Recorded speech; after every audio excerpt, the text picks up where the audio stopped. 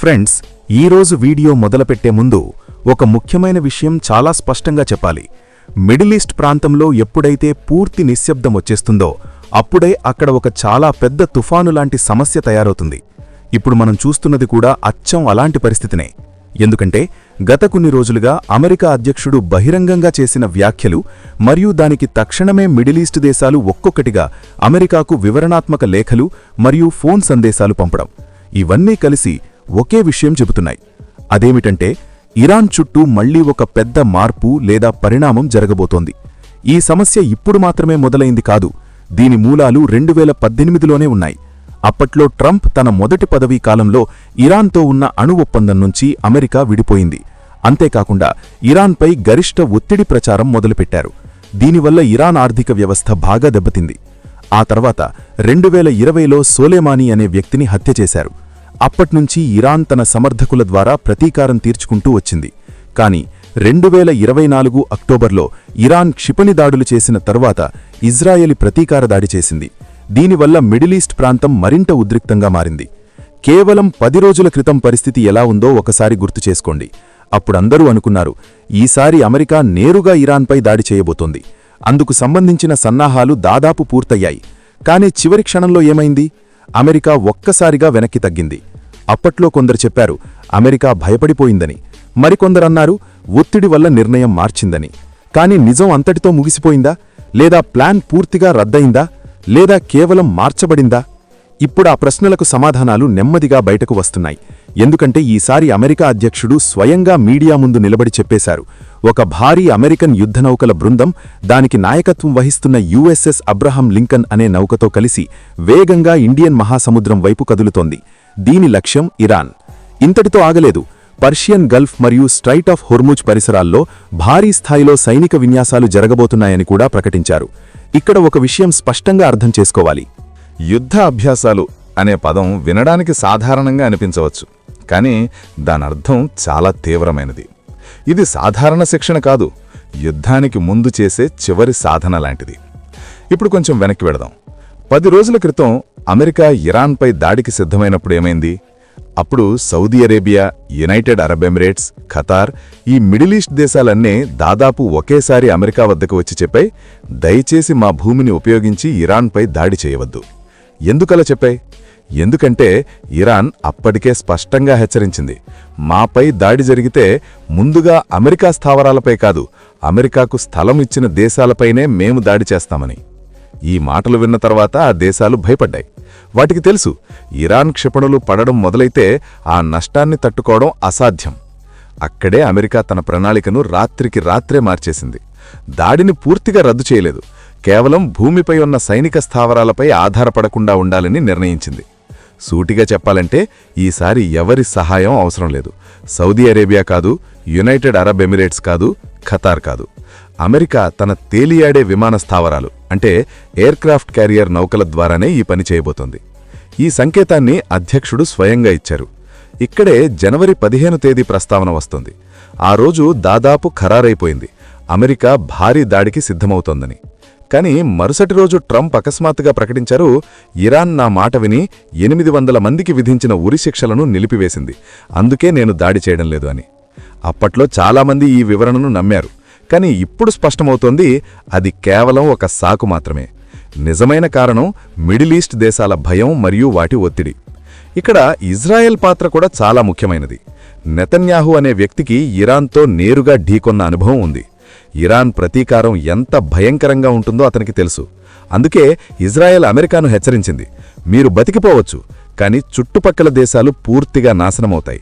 అది మీ రాజకీయ భవిష్యత్తుపై కూడా ప్రభావం చూపుతుంది. ఈ లెక్కలన్నీ వేసుకుని అప్పుడు అమెరికా కాస్త వెనక్కి తగ్గింది.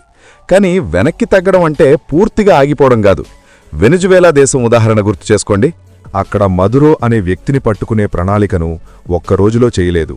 ముందు ఆంక్షలు విధించారు, తర్వాత నౌకలతో అడ్డుకట్ట వేశారు, ఆపై ఆకాశమార్గాన్ని మూసివేశారు. ఒత్తిడిని యుద్ధం తప్పదనే స్థాయికి తీసుకెళ్లారు. ఇరాన్ విషయంలో కూడా అదే రకమైన పద్ధతి కనిపిస్తోంది. ఇరాన్ చమురు అమ్మకాలు స్ట్రెయిట్ ఆఫ్ హోర్ముజ్ మార్గం ద్వారానే జరుగుతాయి. ఇప్పుడు అక్కడ అమెరికన్ యుద్ధనౌకలు ఉంచితే, ఒక్కో చమురు ట్యాంకర్ను పరిశీలించడం మొదలుపెడితే ఇరాన్ రహస్య నౌకలు పనిచేయవు. చమురు అమ్మకాలు ఆగిపోతే ఇరాన్ ఆర్థిక వ్యవస్థ ఊపిరి ఆడకుండా పోతుంది. అప్పుడేమవుతుంది? ఇరాన్ ఒత్తిడిలో ఏదో ఒక తప్పు చేస్తుంది. ఒక నౌకను పట్టుకుంటుంది, లేదా ఒక అమెరికన్ స్థావరంపై దాడి చేస్తుంది.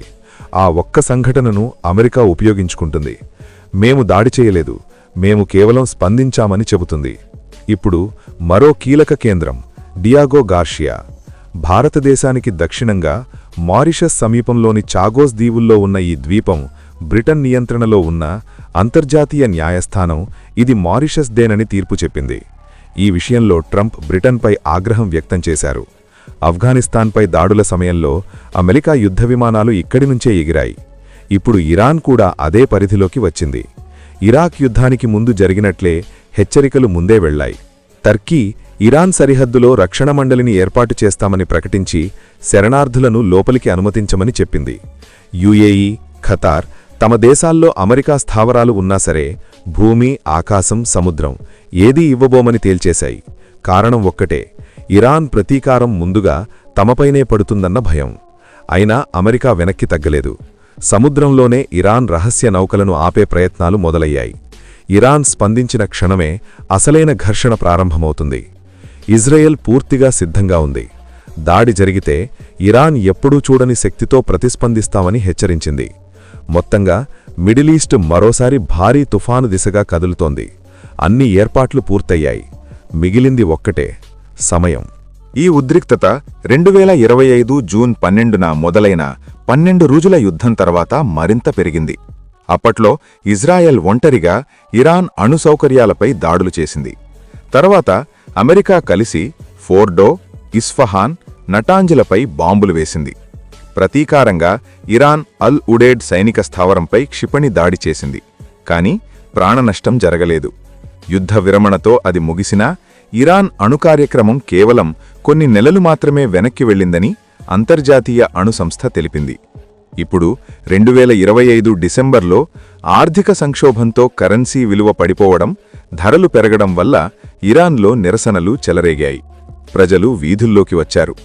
బయటకు కనిపించేది ఆందోళన, లోపల మరిగేది మరో పెద్ద పేలుడు ముందస్తు సంకేతం.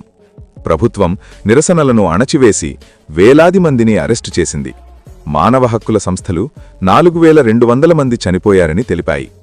జనవరి 2న ట్రంప్ ట్విట్టర్లో పోస్టు చేసి, నిరసనకారులను చంపితే అమెరికా రక్షణకు వస్తుంది, మేము సిద్ధంగా ఉన్నాం అని హెచ్చరించారు. వెనిజువేలాలో మదూరో అరెస్ట్ తర్వాత ఇరాన్లోనూ అలాంటి చర్య జరగవచ్చని సంకేతమిచ్చారు. గల్ఫ్ దేశాలు దాడి చేయవద్దని, ప్రాణనష్టం ఉంటుందని కోరాయి.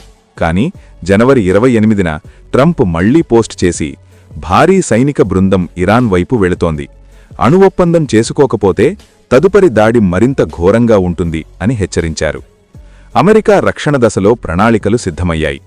ఇరాన్ రక్షణ దళాలు ప్రభుత్వ సౌకర్యాలపై లక్ష్యదాడులు, బ్యాంకులపై సైబర్ దాడులు, మరింత కఠిన ఆంక్షలు. ఇరాన్ విదేశాంగ మంత్రి అరాగ్జీ, మేము ప్రతీకారం తీర్చుకుంటాం, సైనిక దళాలు సిద్ధంగా ఉన్నాయి అని హెచ్చరించారు. అయితే మధ్యవర్తులతో సంప్రదింపులు జరుగుతున్నాయని తెలిపారు. ఇది ఇరాన్లో విప్లవాన్ని ప్రేరేపించవచ్చు.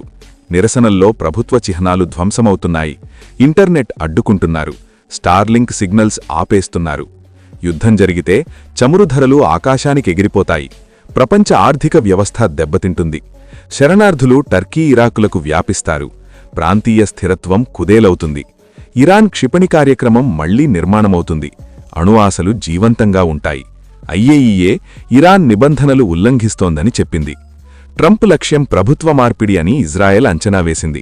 అమెరికా రక్షణ దశ భారీ ప్రచారానికి సిద్ధమవుతోంది. ఇది మిడిల్ ఈస్ట్ను పూర్తిగా మార్చేస్తుంది. ప్రజలు బాధపడతారు, దేశాలు అస్థిరమవుతాయి, వ్యవస్థలు కుప్పకూలుతాయి. కాని ట్రంప్ నిరసనకారులకు మద్దతిస్తానని, సాయం రాబోతోందని చెబుతున్నారు. ఇది పూర్తిస్థాయి ఘర్షణకు ఒక అడుగు దూరంలో ఉంది.